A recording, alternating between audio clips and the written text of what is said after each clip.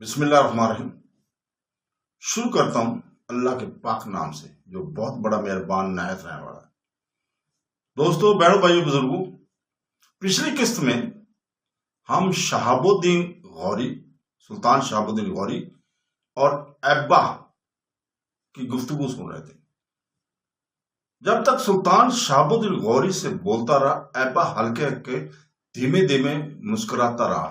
سلطان جب خاموش ہوا تب کہنے لگا، سلطان محترم، اب آپ کو کمار دیوی کے سلسلے میں کوئی شکایت نہیں ہوگی۔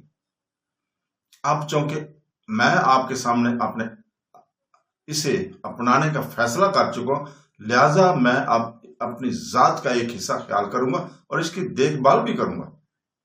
یہاں تک کہنے کے بعد ایبا تھوڑی دیر خاموش رہا، پھر سلطان کی طرف بڑے غور سے دیکھتے ہوئے کہنے لگا تھا، سلطان محترم، جس موضوع پر گفتگو کرنے کے لیے آپ نے مجھے بلایا تھا، اس پر تو گفتگو ہو چکی۔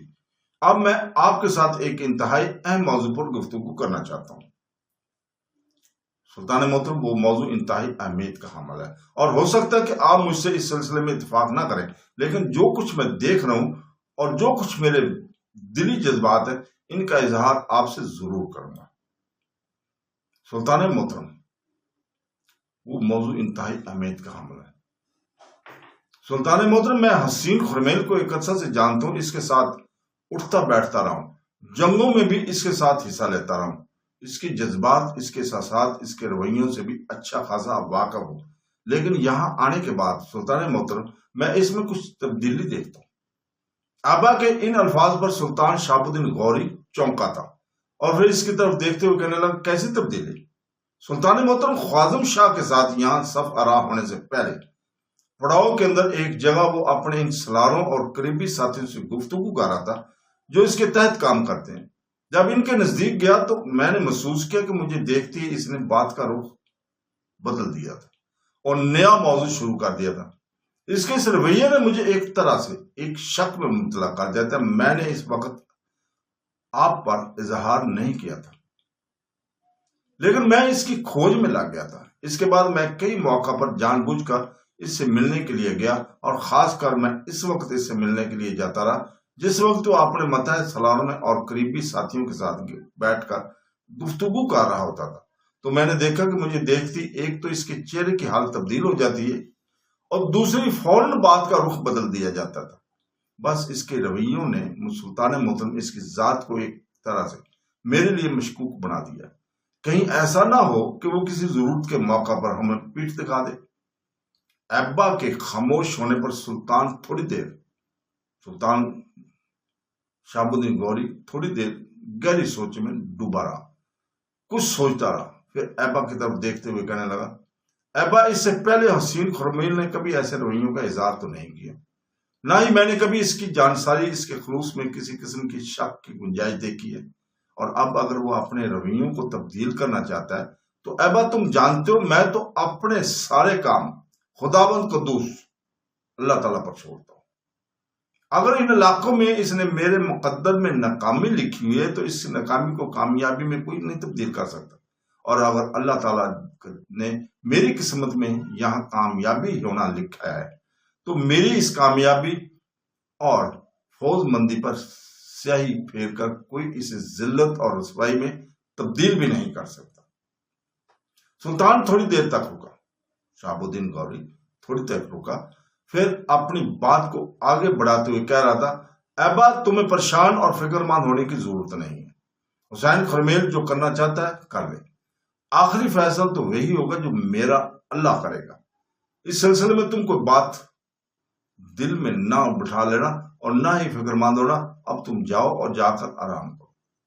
اس کے ساتھ ہی ایبا اپنی جگہ پر اٹھ کھڑا ہوا اور سلطان کے خیمے سے نکل گیا تھا، تیز تیز قدم چلتا ہوا۔ جب وہ اپنے خیمے میں داخل ہوا تو ٹھٹک کر دروازے پر ہی کھڑا ہو گیا، اس لیے کہ خیمے کے وسط میں اس وقت کمار دیوی بیٹھی ہوئی تھی۔ اس نے اپنے سامنے کھانے کے برتن لگائے ہوئے تھے اور کھانے کے برتنوں کے اوپر اس نے سفید رنگ کا ایک باریک کپڑا بچھاڑتے ہوئے کھانے کی ساری اشیاء کو ڈھانپ رکھا تھا اور چپ چاپ بیٹھی شاید ایبا ہی کا انتظار کر رہی تھی۔ ایبا اندر داخل ہوا، کمار دیوی کے سامنے جا کر بیٹھ گیا، پھر بڑے نرم لہجے میں اسے مخاطب کر کہنے لگا، تم کب سے یہاں آئی بیٹھی؟ اس کے اس رویے کو کمار دیوی نے بھی محسوس کیا تھا، لہذا وہ بھی بڑے شرین لہجے میں کہنے لگی، مجھے یہاں آئے ہوئے تھوڑی دیر ہی ہوئی ہے، یہاں آئی تو پتہ چلا کہ خیمہ خالی ہے، میں نے کسی سے پوچھا ہی نہیں کہ آپ کہاں گئے، بس چپ چاپ یہاں بیٹھ گئی اور میں آپ کا انتظار کرنے لگی۔ ابا نے سامنے باریک کپڑے کی طرف اشارہ کرتے ہوئے کمار دیوی کو مخاطب کیا، اور تم نے یہ تھام کر کیا رکھا ہوا ہے؟ جواب میں کمار دیوی نے ایک لمبا سانس لیا، بڑے غور سے ابا کی آنکھوں میں آنکھیں ڈال کر دیکھا، پھر کہنے لگی، آج میں آپ کے ساتھ آخری فیصلہ کرنے آئی ہوں۔ ابا نے پہلے مسکرا کر اس کی طرف دیکھا، پھر دونوں ہاتھ جوڑ کر بلند کیے اور خیمے کی چھت کی طرف دیکھتے ہوئے کہنے لگا، یا اللہ رحم۔ اس کی اس ادا پر کمار دیوی کو ہنسی آ گئی تھی، کھلکھلا کر ہنس پڑی اور اس کے دونوں ہاتھ پکڑ کر علیحدہ کیے، پھر کہنے لگی، آپ مجھے ہنسانے کی کوشش نہ کریں، جو میں کہنا چاہتی ہوں وہ غور سے سنیں۔ ابا چپ چاپ بیٹھ گیا، کہنے لگا، چپ چاپ جب بیٹھ گیا اور اس نے کہا، اچھا کہو کیا کہنا چاہتی ہوں؟ کمار دیوی نے پھر غور سے اس کی طرف دیکھا، پھر کہنے لگی، یہ میں کھانا لے کر آئی ہوں، آپ کی آمد تک میں نے کھانے کے برتن ڈھانپ رکھے ہوئے تھے، اس میں میرا اور آپ دونوں کا کھانا ہے، اگر آپ نے آج میرے ساتھ یہاں بیٹھ کر کھانا نہ کھایا تو میں جانوں گی کہ میں آپ کے قابل نہیں ہوں اور آپ مجھ سے نفرت کرتے ہیں۔ اس کے بعد اپنے لباس کے اندر سے ایک خنجر کمار دیوی نے نکالا اور وہ خنجر اس نے ایک طرف رکھتے ہوئے بڑے عزم میں کہنا شروع کیا، یہ خنجر دیکھ رہے ہو؟ اگر آپ نے آج میرے ساتھ بیٹھ کر اس طرح کھانا نہ کھایا جس طرح زندگی کے دو ساتھی بیٹھ کر کھاتے ہیں، تو یہ خنجر میں اپنے جسم میں اتار کر ہمیشہ کے لیے اپنا خاتمہ کر لوں گی، اس کے بعد میں جینا پسند ہی نہیں کروں گی، میں ایسی زندگی پر لعنت بھیج دوں گی۔ ابا تھوڑی دیر تک مسکرا کر کمار دیوی کی طرف دیکھتا رہا، پھر کھانے کے برتن کے اوپر جو باریک پڑا ہوا تھا کپڑا وہ اس نے اٹھایا، مسکرا کر کمار دیوی کی طرف دیکھتے ہوئے کہنے لگا، کمار دیوی، کھانا تو میں تمہارے ساتھ ضرور کھاؤں گا اور اب تو اکثر بیشتر تمہارے ساتھ ہی کھانا پڑے گا۔ ابا کے ان الفاظ نے کمار دیوی کی حالت ہی بدل کر رکھ دی تھی، چہرہ خوشی سے تمتما اٹھا تھا، آنکھوں میں دور دور تک طمانینت کی چمک تھی اور ہونٹوں پر دل موہ لینے والا اور دل فریب قسم کا تبسم بکھر گیا تھا۔ اس موقع پر ابا کو مخاطب کر کے کچھ کہنا ہی چاہتی تھی کہ ابا نے قریب پڑا ہوا اس کا خنجر اٹھایا اور اس کی گود میں رکھتے ہوئے کہنے لگا، کمار دیوی، اس خنجر کو اپنے پاس ہی رکھو، ہو سکتا ہے کسی موقع پر یہ میرے ہی خلاف تمہارے کام آئے۔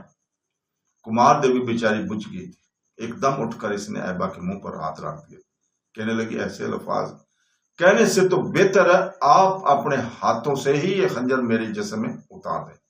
کیا یہ خنجر میں آپ کے خلاف استعمال کر سکتی ہوں؟ کیا کمار دیوی ابا کے خلاف ایسی حرکت کر سکتی ہے؟ ابا نے غور سے اس کی طرف دیکھا، پھر پوچھ لیا، پر وہ تمہاری راج مندر کی سوگند کدھر گئی؟ جو قسم کھائی تھی وہ کہاں گئی؟ جواب میں کمار دیوی مسکرائی، کہنے لگی، لعنت بھیج دی ہے میں نے اس سوگند پر، اس قسم پر۔ اس وقت میں ہندو تھی، اب میں ایک مسلمان لڑکی ہوں اور پچھلے جتنے رویے تھے سارے راکھ کی طرح ہوا میں اڑ گئے ہیں، ختم ہو گئے ہیں۔ اس موقع پر عجیب سے انداز میں ابا نے کمار دیوی کا ہاتھ اپنے ہاتھ میں لیا، اس کے ہاتھ کو بوسہ دیا، اس کا گال تھپتھپایا، پھر کہنے لگا، کمار دیوی، تمہارے اور میرے پرانے رویے اور حالات ختم ہوئے، اب میں تم پر پورا بھروسہ اور اعتماد کرتا ہوں، آج کے بعد جو چاہو گی وہی ہوگا، میں تمہارے کسی ارادے کے خلاف ورزی نہیں کروں گا۔ کمار دیوی ان الفاظ کے جواب میں خوشی میں پھولے نہ سما رہی تھی، یہاں تک کہ ابا نے پھر اس سے مخاطب کیا، آؤ کھانا شروع کریں۔ کمار دیوی نے اس سے اتفاق کیا، دونوں چپ چاپ کھانا کھانے لگے۔ کھانے کے بعد مشکیزے سے کمار دیوی نے خود پانی ڈال کر ابا کو پلایا، کھانے کے برتن اٹھا کر اس نے ایک طرف رکھ دیے، پھر ابا کو مخاطب کر کہنے لگی، اب آپ بتائیے کہ آپ کہاں گئے ہوئے تھے؟ ساتھ ہی کمار دیوی کھسک کر ابا کے قریب ہو بیٹھی۔ ابا مسکرایا اور کہنے لگا، مجھے سلطان نے بلایا تھا اور میں انہی کے پاس سے اٹھ کر یہاں آیا ہوں۔ کمار دیوی نے غور سے اس کی طرف دیکھا اور پوچھ لیا، کیوں خرید تو تھی؟ سلطان نے تمہارے متعلق بھی گفتگو کی تھی اور میرے متعلق گفتگو کی تھی۔ چونکتے ہوئے انداز میں کمار دیوی نے ایبا سے پوچھ لیا تھا۔ پھر سلطان نے جو بھی گفتگو کی تھی اس کی تفصیل ایبا نے کمار دیوی سے کہہ دی تھی۔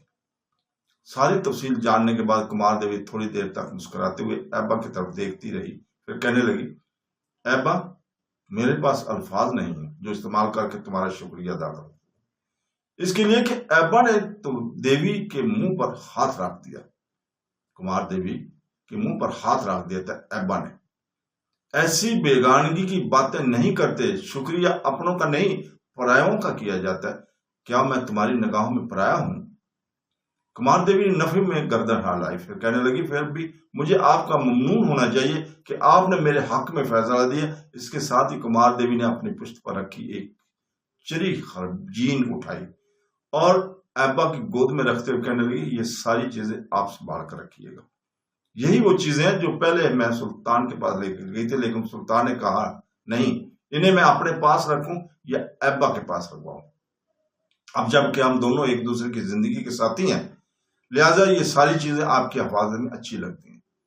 جواب میں ایبا مسکرایا اور کہنے لگا، یہ تھیلی پکڑو، میں تمہیں بتاتا ہوں کہ اس کا کیا کرنا ہے۔ ایبا نے جب کمار دیوی کی طرف تھیلی بڑھائی تو کمار دیوی نے تھیلی نہیں پکڑی، کہنے لگی، پہلے آپ اس کو کھول کر تو دیکھیں اس میں ہے کیا۔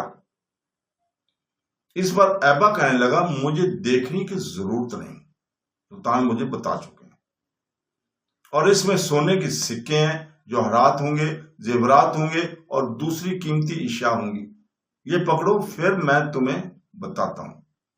کمار دیوی نے خرجین پکڑ لی اور پھر لباس کے اندر سے ایبا نے ایک چابی نکالی اور کمار دیوی کی گود میں رکھتے ہوئے کہنے لگا، میری کل کائنات وہ کونے میں پڑا ہوا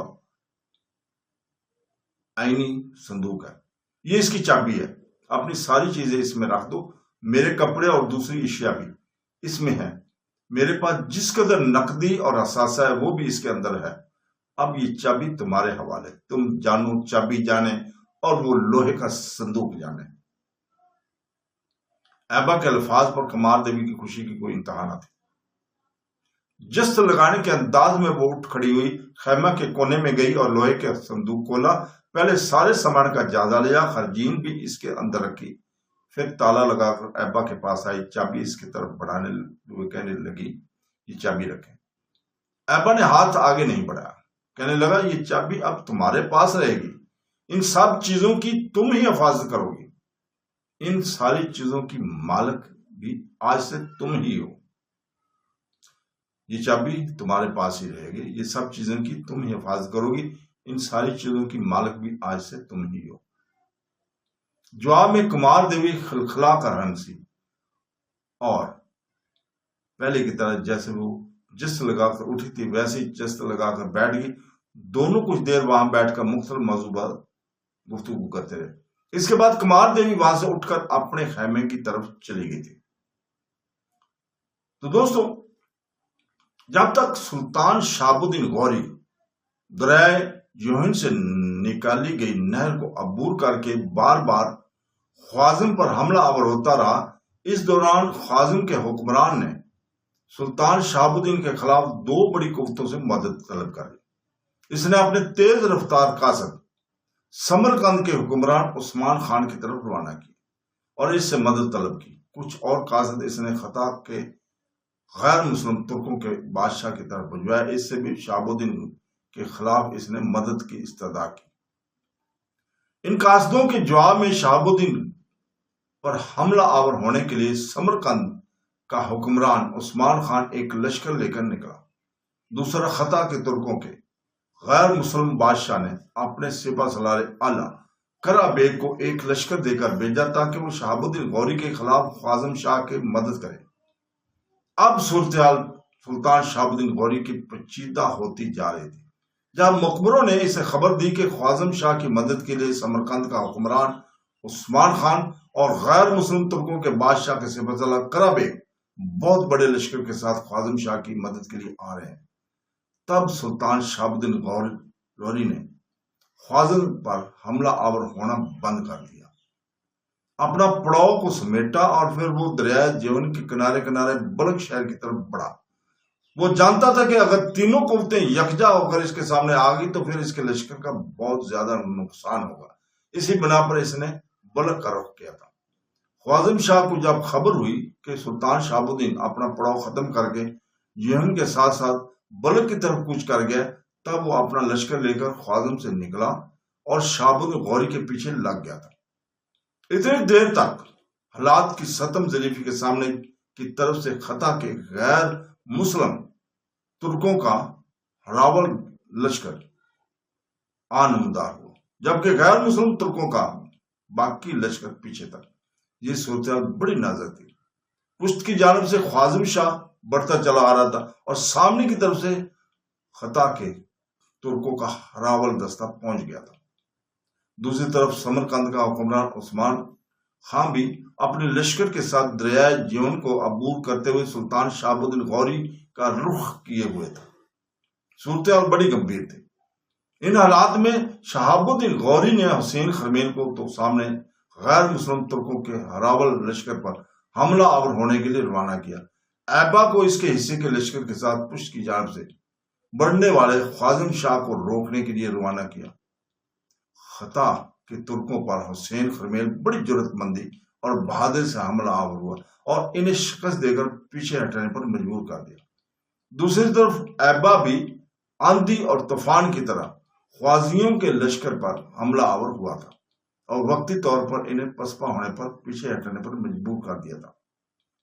کہتے ہیں خطا کے ترکوں کو پیچھے ہٹانے کے بعد حسین خرمیل سلطان شہاب الدین غوری کے پاس آیا اور اس سے مخاطب کر کے کہنے لگا، خطا کے ترک پیچھے ہٹ گئے ہیں، لہذا ہمیں پوری طاقت اور قوت سے ان کا تعاقب کرنا چاہیے۔ لیکن سلطان شہاب الدین غوری نے اس سے اتفاق نہیں کیا، اس لیے کہ وہ خطا کے ترکوں کا صرف راول لشکر تھا اور باقی لشکر پیچھے آ رہا تھا، جبکہ پشت کی جانب سے خوازم شاہ موجود تھا۔ اور پھر بائیں طرف سے سمرقند کا بادشاہ عثمان خان دریائے جیون کے عبور کرتے ہوئے شہاب الدین غوری کے لیے مصیبت کا باعث بننے کے در پہ تھا۔ کہتے ہیں سلطان شہاب الدین غوری نے حسین خرمیل کی اس تجویز سے اتفاق نہ کیا اور حسین خرمیل نے اپنی بے عزتی جانا، لہذا سلطان کے پاس سے اٹھ کر وہ باہر چلا گیا اور جب رات آئی وہ اپنے حمایتیوں کو لے کر وہ سلطان کا ساتھ چھوڑ کر جڑوان کی طرف چلا گیا۔ حسین خرمیل چونکہ جڑوان کا رہنے والا تھا اور جڑوان کے بہت سے لشکری بھی اس وقت شہاب الدین کے لشکر میں شامل تھے، لہذا حسین خرمیل لگ بھگ 5000 جنگجوؤں کے ساتھ سلطان شہاب الدین غوری سے علیحدہ ہو کر اپنے آبائی وطن جڑوان کی طرف چلا گیا تھا۔ کچھ مورخ یہ بھی لکھتے ہیں کہ تعاقب نہ کرنے کی وجہ سے حسین خرمیل شہاب الدین سے علیحدہ نہیں ہوا۔ وہ کہتے ہیں کہ زندگی کی یہ وجہ بالکل ناقابل اعتبار اور بے سر و پا ہے۔ جو شخص تجویز پیش کرے کہ خطا کے لشکر پر فوراً حملہ کر آور ہو کر اور اس کا تعاقب کر کے اپنی فتح کو یقینی بنایا جائے تو سلطان کسی بھی صورت میں اس کی رائے کو رد نہیں کرتا۔ مورخین لکھتے ہیں کہ اس کے برخلاف حسین خرمیل کی تجویز یہ تھی کہ حسین خرمیل 3 دشمنوں سے جنگ نہیں کرنا چاہتا تھا، لہذا اس نے سلطان کو مشورہ دیا کہ ہم ان 3 قوتوں کا مقابلہ نہیں کر سکتے، لہذا سلطان کو فوراً جنگ ترک کر کے غزنی کا رخ کرنا چاہیے۔ لیکن جب سلطان نے حسین خرمیل کو اس تجویز سے اتفاق نہ کیا، تب حسین خرمیل کسی بات کو بہانہ بنا کر اپنے 5000 حمایتیوں کے ساتھ سلطان سے علیحدہ ہو کر جڑوان کی طرف چلا گیا تھا۔ اب صورتحال بڑی گمبھیر ہو گئی تھی۔ 3 بڑے بڑے دشمنوں کے مقابلے میں سلطان شہاب الدین اکیلا تھا اور پھر تھوڑی ہی دیر بعد دشمن 3 مختلف سمتوں سے اس پر حملہ آور ہونا شروع ہو گئے تھے۔ ایک طرف سے غیر مسلم ترکوں کا سپہ سالار الاقرع بیگ کرب کی صراعتی لہروں اور قہر کی طویل سلسلوں کی طرح ٹوٹ پڑا تھا، اور دوسری طرف سے خوازم کا بادشاہ محمد خوازم شاہ جنم جنم کی راکھ کی قریدتی نفرت اور خوف کی اندھیوں کی طرح ضربے لگانے لگا تھا، جبکہ تیسری طرف سے سمرقند کا حکمراں عثمان خان بستی بستی پر बत पर बत बर्फबारी फैलाती सहरा की वरानियों की तरह हमला आवर हो गया था। कम लश्कर रखने के बावजूद सुल्तान शहाबुद्दीन गौरी ने हिम्मत नहीं हारी।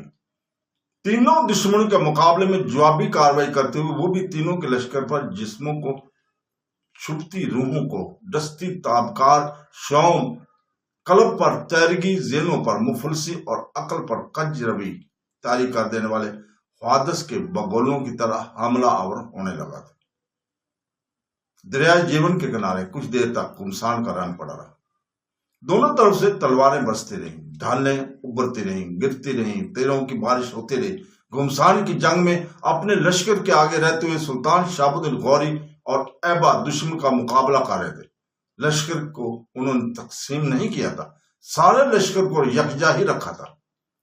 इस होलनाक जंग में कहते हैं शहाबुद्दीन गौरी के मुहाफिज तीरों से छलनी होकर रह गए थे और सुल्तान के भी कई तीर लगे थे।